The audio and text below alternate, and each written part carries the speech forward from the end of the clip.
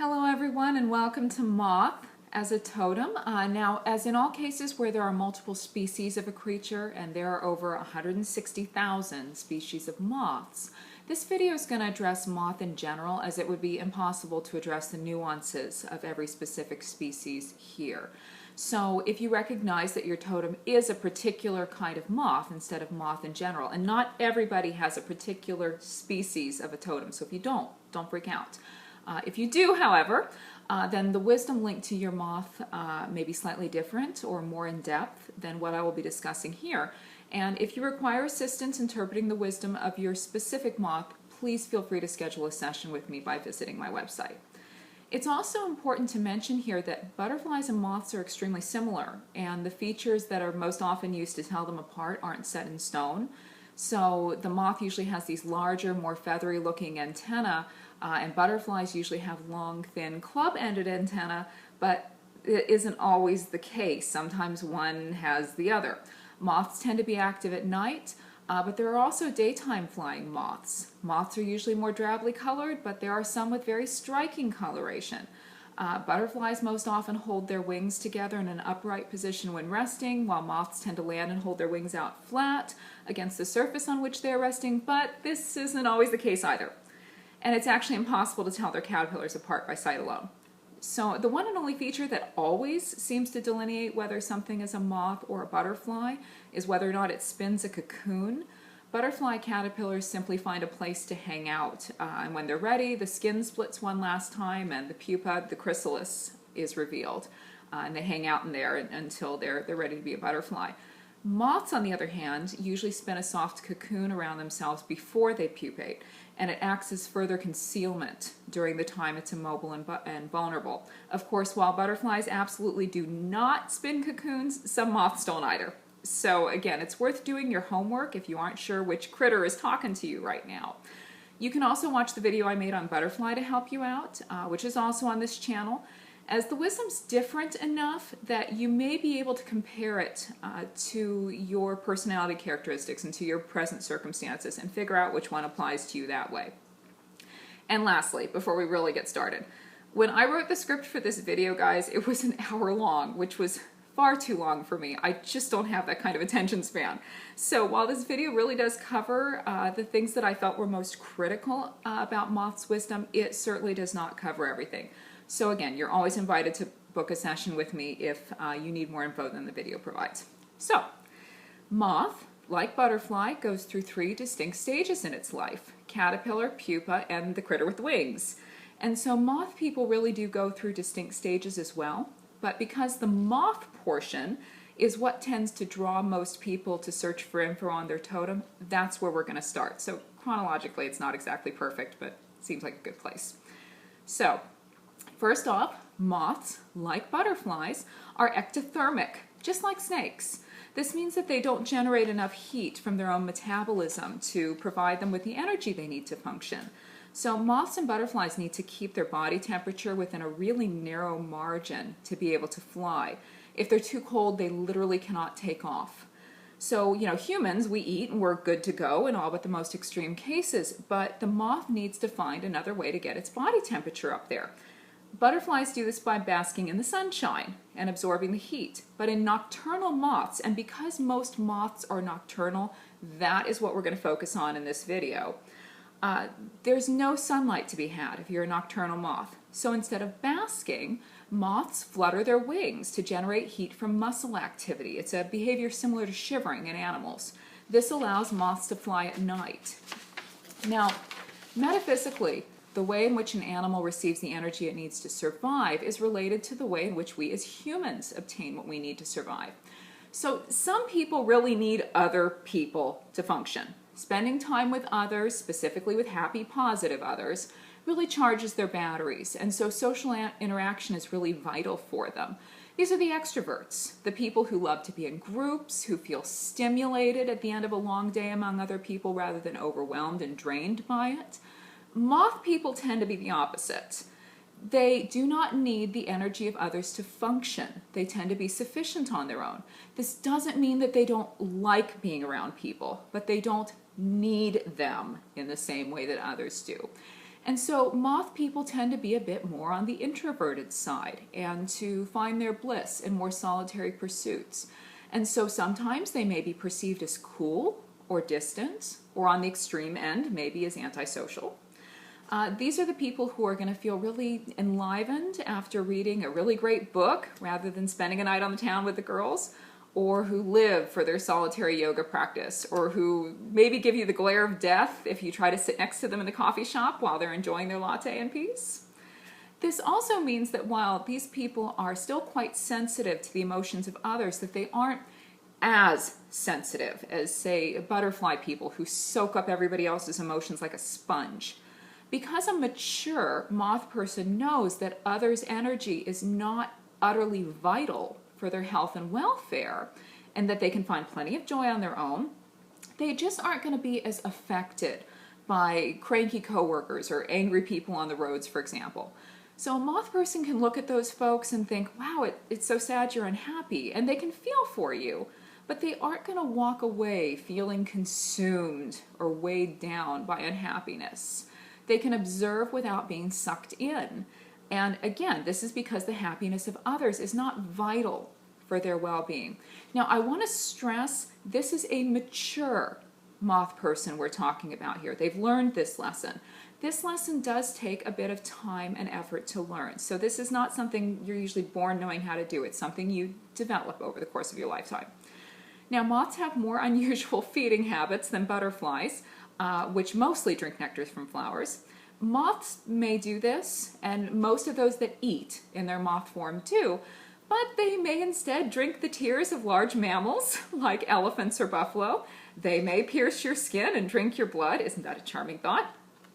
Some moths retain mandibles and they chew pollen, and some don't eat at all. They're either born with only rudimentary mouth parts that are useless, or they're born without mouths. They live just long enough to mate, maybe a week in most cases, and during that time they survive on the fat they stored while they were caterpillar. That's why moth bodies are so much fatter and hairier. They've got more stored in them. So given all the different eating patterns here, this is one of those places where I had to be selective about what I was going to share. So I'm only going to talk about one of the most common eating patterns, which is not eating at all. So these are the moths that don't have mouths, or the mouth is useless. These moths exist in this form solely to make more moths. And if they're not eaten by birds or bats or other insect-loving critters, then they quickly starve to death after mating and or laying their eggs. And I know it's a bit grotesque. I was pretty horrified when I learned that the Luna moths that I adore so much are pretty much starving to death as I'm watching them fluttering away, off to seek their mate and then die. And but that's life as it is. Sorry. So the moths that do feed do so because they need this energy to keep them alive long enough to mate.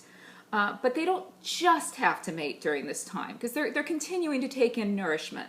So it's not, I have to do this right this second now because I could be dead in the morning. There are moments of floating on the breeze, enjoying the nectar, living. There's less urgency here. It's a much more relaxed existence. Yeah, I gotta find a mate and make babies, but I've also gotta go find that delicious flower. So feeding yourself is as important as creating something new. In fact, it's necessary to have the energy and resources to create something new. But if your totem is a moth that does not eat, and those are the ones we're talking about here, there's a lot of urgency. All that nourishment that you stored up during your caterpillar phase, which we're going to talk about in detail in a bit, all that learning you did is desperate to be put to use. Mouthless moth people have a deep-seated need to be productive. And not just to be productive, but to create something meaningful. These are the people who carry a notebook with them everywhere they go so they can constantly jot down notes for their novel, who carry a recorder for song lyrics, who often seem to do absolutely nothing but talk about their creative work when you are with them, or they're itching to get away from you so they can get back to their creative work. These creations can be things like arts and crafts or music. They can simply be a new program they're developing for their business or volunteer work, or perhaps their entire career is and of itself about creating, such as being a writer or an architect. But these people are focused. They know what they want to be doing, and they want to be doing far more than they want to be relaxing. So during the moth phase of their life, these people don't want to relax. And they aren't really here to kick back and enjoy so much as they are here to be creators of things that will give joy to others. Their fulfillment is in creating. They're on a mission and they're going to be pretty obsessive about it. So telling these folks to calm down and chill because their manic energy is driving you slightly nuts isn't really the best thing for them. It's not that they're supposed to be stressed all the time or that they're supposed to go non-stop. It's not that at all. But that for them, they're usually going to be active more than they're going to be resting. The trick for them, for you moth people, is to really listen to your body and know what to do when. These people have an alarm inside their brain telling them that they must produce, produce, produce now, now, now. And yes, they are intended to be productive during the moth phase. But if they don't slow down at the appropriate times, they're going to burn through their reserves very quickly and they're going to make themselves sick. So moth people, when your body says stop and rest, you need to stop and rest. You'll be good to go very quickly. So let's talk about the moth's sense of smell, which is critical for their survival. Nectar drinking moths do use their vision to spot flowers from which to feed, but they also rely heavily on scent. Female moths use their sense of smell to find the right plant on which to lay their eggs, which is the difference between life and death for their caterpillars because the caterpillars can usually only eat one kind of plant. Male moths rely on their sense of smell to locate females, who release pheromones and then just wait for the male to find them, even from miles away. In fact, male silk moths have the best sense of smell in the entire insect kingdom. Excuse me. So when we're talking about smell in animals, metaphysically, we're most often talking about gut sense, intuition in humans. It's safe to say moth people have some incredible intuition, provided they listen to it. Remember that just because an animal is your totem doesn't mean that you automatically do all these things. It means the potential is there. And the universe is going to herd you in the direction of recognizing your potential, but you still have to make the choice to get with the program on some of these aspects, so to speak. So moth people have the capacity to be tremendously intuitive. If they listen to their gut, to what feels good rather than what feels forced, as that's how intuition speaks to us, then they're able to connect fairly effortlessly with the people and circumstances that will support their creative and money-making needs. Just as the female moth is able to trust her sense of smell to find the plant that will support the needs of her creations, her babies. Now, it may not always be a linear path. If you've watched moths fly, it's rarely linear. But they will get there in a way that feels easy if they can honor their intuition rather than trying to force themselves to take steps that feel logical. And guys, I can tell you from experience, it wasn't until I let go of trying to do what made sense and instead followed my intuition 100% of the time that my life began to work and my finances began to improve. Is this an easy thing to start doing? Heck no. I was terrified. And I still have moments where I freak out and try to control everything instead of trusting that I will just know what to do when the time arrives. But it has worked, and better than I ever could have expected. Now you may be wondering, well, shouldn't this be true for everyone? Shouldn't everyone, even if they are not moth people, be able to use their intuition to effortlessly connect with that which will serve them? Well, yes and no. Some people thrive on challenge. They need circumstances that encourage them to be brave, to push forward, to show determination despite obstacles. They need adversity. This is part of what they came here to experience. And it lets them feel brave and tough and gives them a sense of satisfaction and triumph.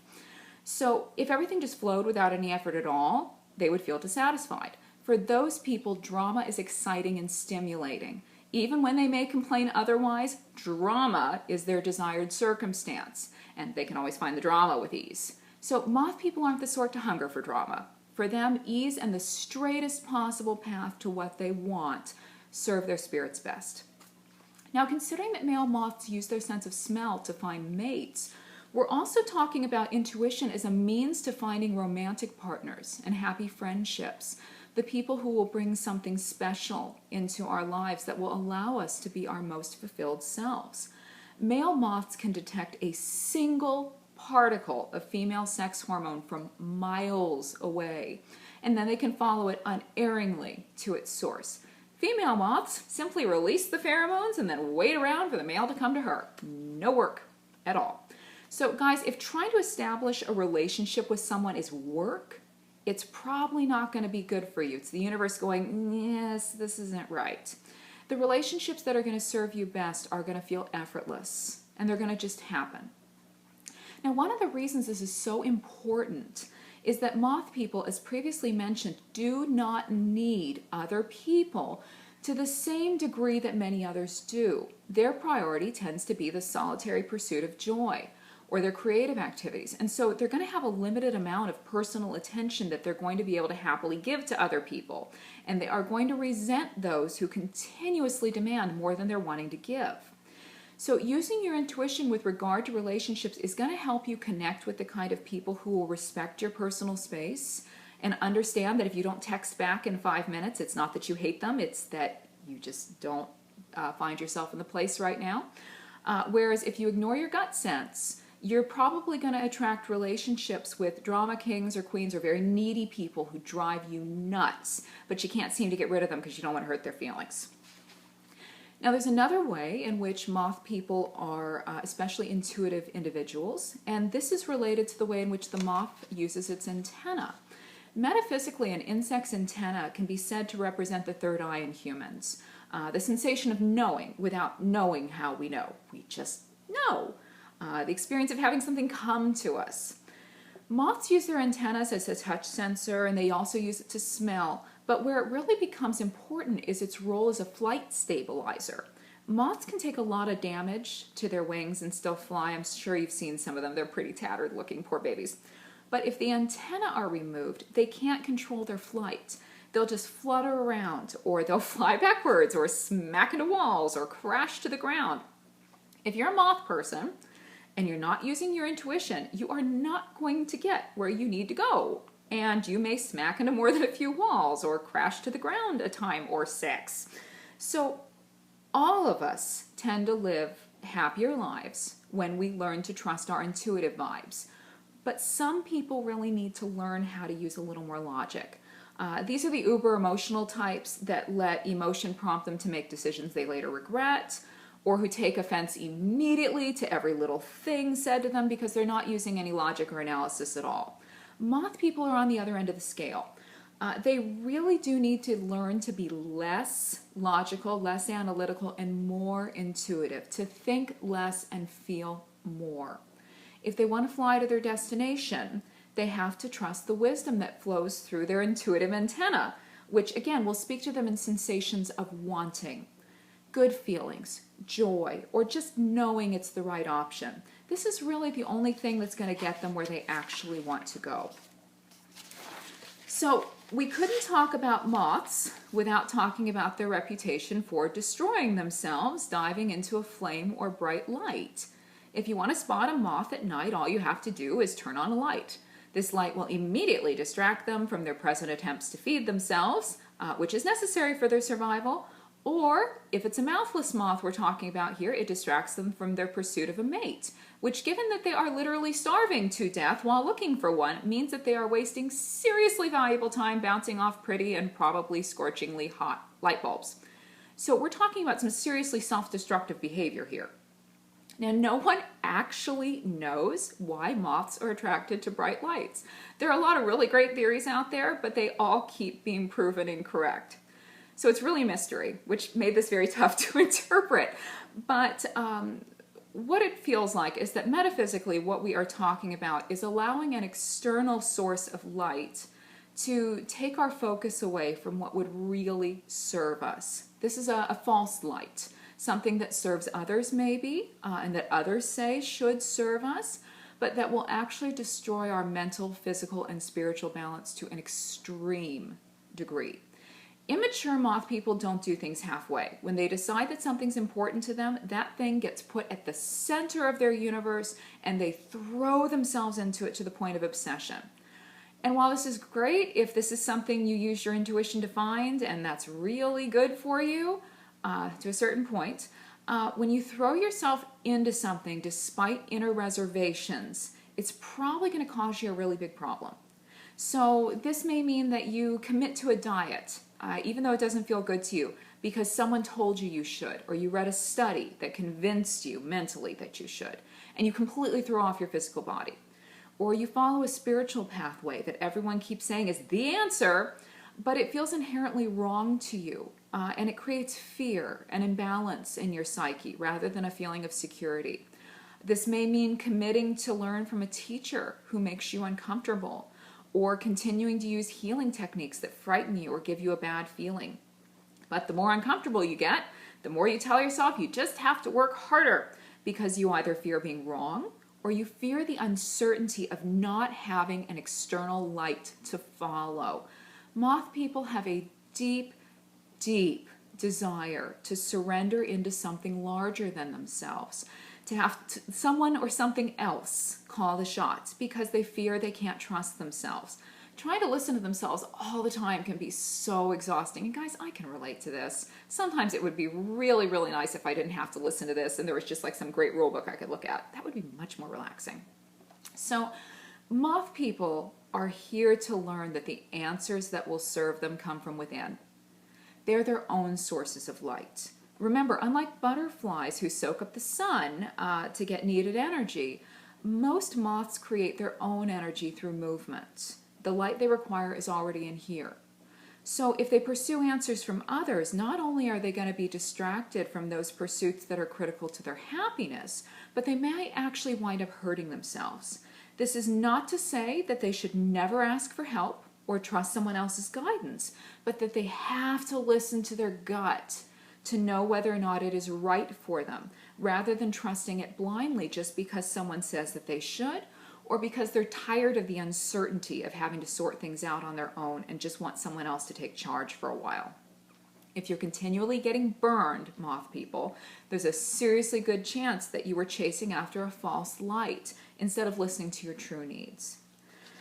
Now, earlier, you may remember that I mentioned that one of the reasons that moth people really need to trust their gut when it comes to establishing relationships with people is that when they don't, they will tend to find themselves in relationships with people who wear them out. This is especially likely because moth people tend to feel really great to others. Others tend to perceive moth people as sources of deep spiritual and emotional nourishment, as the type of individuals to whom you could tell your deepest, darkest secrets, and they would just listen in loving silence and validate your feelings. Most moths don't have mouths, after all, so who better to listen in silence to your troubles? 2, moths are at home in the darkness, and so it feels okay to be flawed or weird or maybe a little dark around a moth person, and they can help you look into your shadow and unravel its mysteries. But you couple this delicious energy with a personality that doesn't actually like being around people all the time, and you got a recipe for disaster. Moth people can be very loving friends and counselors, but because they've got a lower threshold than most others for human contact, they can find themselves getting sucked absolutely dry and then wind up feeling sick and resentful of those they would really prefer to love. Which is why the universe gifted moth people with some seriously awesome clairaudience or psychic hearing. So believe it or not, the best hearing of any creature in the whole wide world belongs to the wax moth, which it uses to avoid bats, who are very quiet flyers. So when it comes to clairaudience, moth people really take the cake here. No matter the words or tone that someone uses, a clairaudient individual can hear the truth. If someone is lying, they will feel it. If someone is making an excuse, they will feel it. If someone is hesitating, they will feel it. No matter if the person is saying in no uncertain terms that their intentions are good and they're 100% committed and they have all the facts, even if the person has a perfect poker face, if the body language is controlled and the voice sounds okay, a clairaudient individual is going to be able to perceive something as distinctly off. In myself, the best way I can describe it is like the person sounds kind of out of tune. It's like I'm holding up a tuning fork and they aren't harmonizing with it. Interestingly enough, this particular ability tends to work even if the words are written or texted, which is how I can tell when someone is prevaricating over email or text messages. So clairaudience doesn't necessarily mean auditory. It can be something you're processing in the mind that has to do with spoken words or songs or whatever. So there are 2 important things to take away here. 1, Moth people can hear the discrepancy between the truth and what someone is saying to cover up the truth, even when the other person is lying to themselves. This drives moth people nuts because most people do lie, even if it's just little white lies on a regular basis. And so the moth person often finds himself wondering if anyone is telling the truth. It also makes them impatient conversationalists because they can hear when someone is dancing around an issue or just engaging in meaningless, dramatic conversation for no real reason instead of getting to it already. Long conversations are not generally a moth person's thing unless the other person is speaking from a place of truth, important topics are being discussed, and they really tend to loathe meaningless small talk. I'm like that. You put me in an elevator with people I don't know, and we have the little conversation about the weather, and I just want to die. So that's very much a moth person sort of thing. The other thing to take away from the moth person's super hearing is that moth people have got to trust themselves in no uncertain terms when someone tells them something and they feel that the other person is deceiving them. This ability is intended to keep them safe from those who would use them, exhaust their resources by devouring their time and energy, or otherwise get them into trouble. And again, their energy is really yummy to most people, so they have to stay vigilant. So everything we've just talked about involves the moth person when they're in the moth stage. But now we're going to switch gears slightly and talk about one of the most important aspects of being a moth person, which is sometimes being a caterpillar person who engages in complete transformation. If you've watched my video on butterfly, you'll notice that some of this will sound verbatim exactly the same. And that's because the process is exactly the same. And because I was able to use copy-paste on the script, it was really, really awesome. What a relief. So a lot of this will sound the same, but there is a critical difference when we come to the chrysalis phase that you'll really want to listen for. So moth caterpillars literally liquefy inside their chrysalis. They turn into caterpillar soup, and then they reform into moths. And similarly, moth people are going to have the experience of going into a period of quiet, dissolving certain aspects of the old self completely, and then coming out with a totally different attitude and way of being. Now, you may be one of those people who has one total transformation, total spiritual awakening, and your whole life is different, in which case, please sign me up to be you in my next life.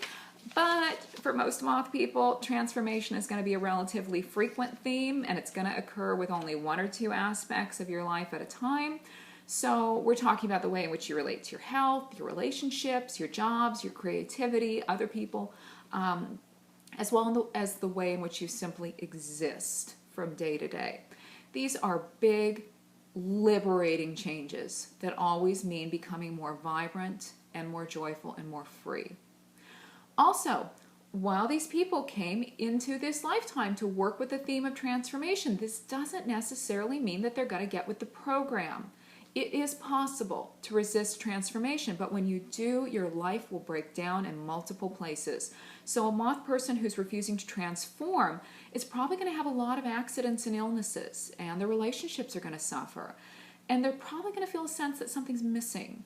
And they'll probably keep trying to seek nourishment from the same set of people and activities over and over and over again, not understanding why these things aren't actually helping them or making them happy.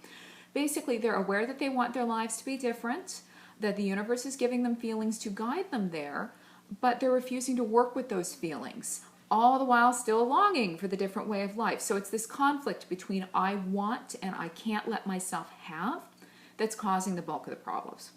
So assuming that you are going to get with the whole I transform and become increasingly awesome program, let's talk about what the caterpillar portion of your life is going to look and feel like.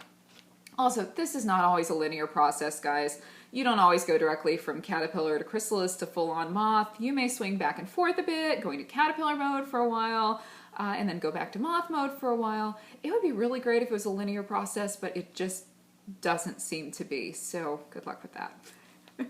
So, caterpillars are some of the most single-minded creatures that there are. They are here to do one thing and one thing only: eat.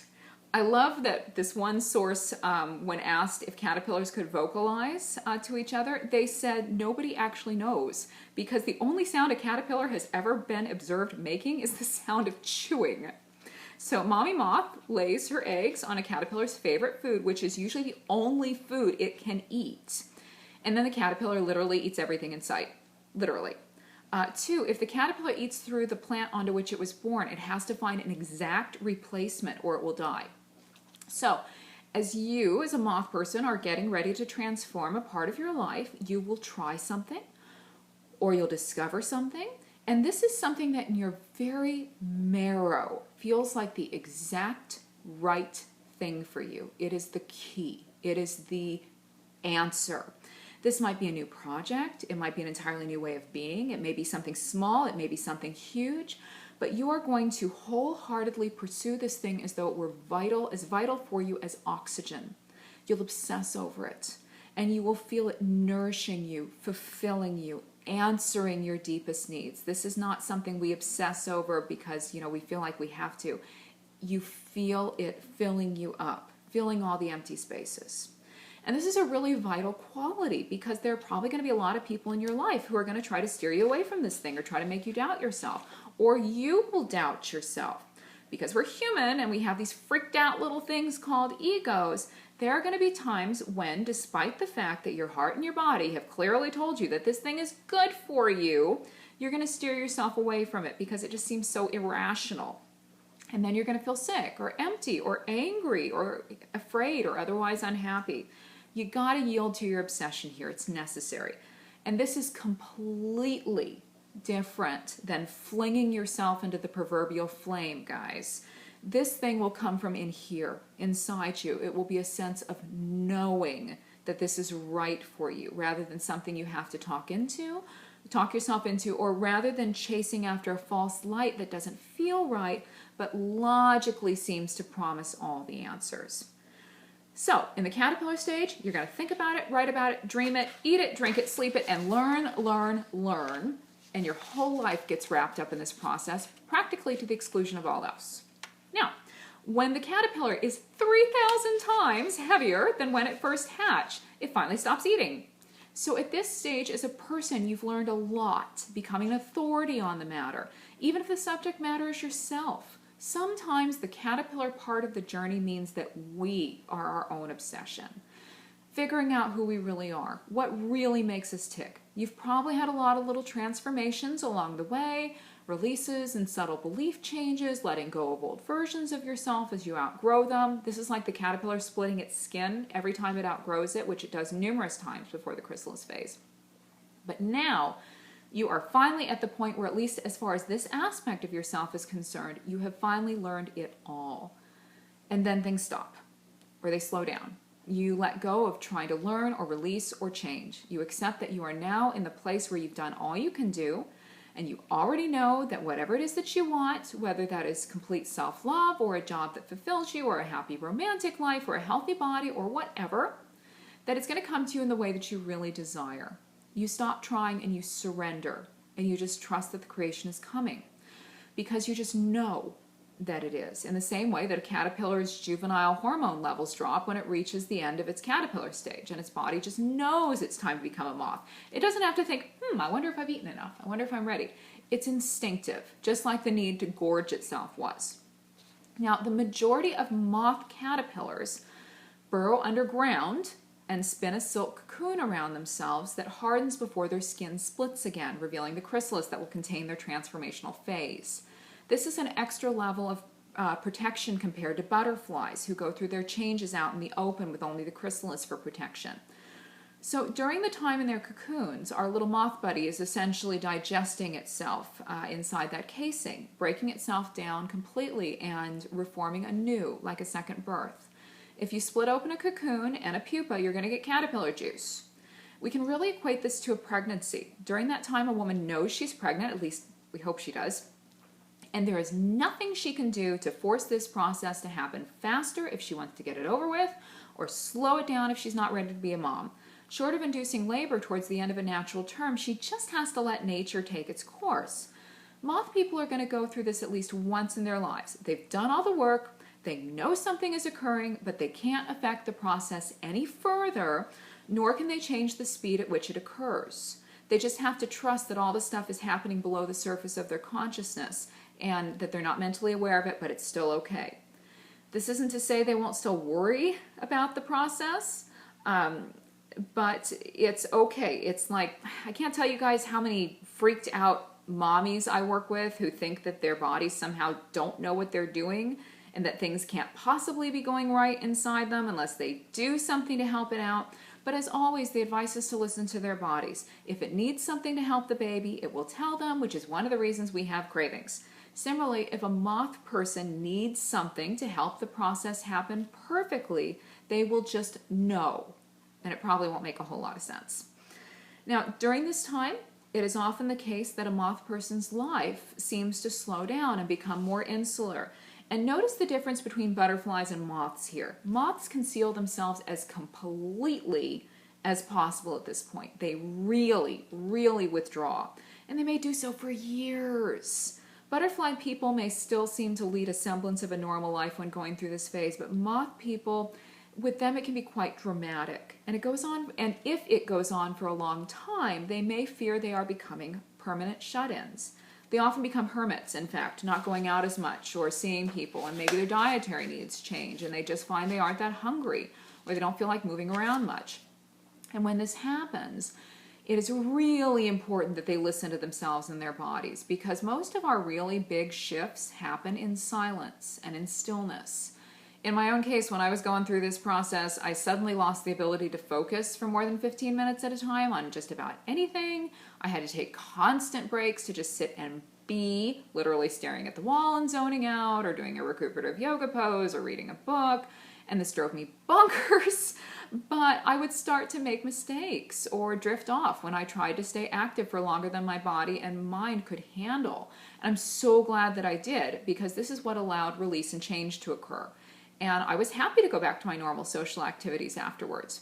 So with the caterpillar process, whatever is necessary to finally break open that chrysalis and emerge the changed creature they worked so hard to become is probably going to happen in one of those quiet moments and in the form of one of those inexplicable, earth-shattering realizations that they can finally, completely, utterly let go of an old way of being because they simply don't need it anymore. And this is so liberating. It's like a weight has come off their shoulders and they can fly. And off they go, taking this understanding and turning it into something epic to share with others until it's time to make another change and the whole process starts over again. So I hope this has given you guys a good understanding of moth, but if you would like further information, you are welcome to schedule a session with me. I work with people all over the world to help them understand the unique messages of their animal totems and spirit guides, and to also help with physical and emotional healing, dream interpretation, figuring out what you're here to do with yourself, and about a bazillion other things. So I would love to work with you as well. This is what I do for a living. It's awesome. And so if you're interested in working with me, you can visit my website, which is www.ravenlightholistichealing.com. It'll tell you exactly what I do, what to expect, what I charge, how to book a session with me, and all that good stuff. I'm also on Instagram and on Facebook at Ravenlight Holistic Healing. Make sure you look for my business page and not my personal info, because I don't respond to requests on my personal page. And while I understand if you would like my professional opinion on your spiritual situation, I do not provide this outside of a formal session. So if you are interested in my opinion or guidance, please book a session with me. Have a gorgeous day, my darlings. Cheers.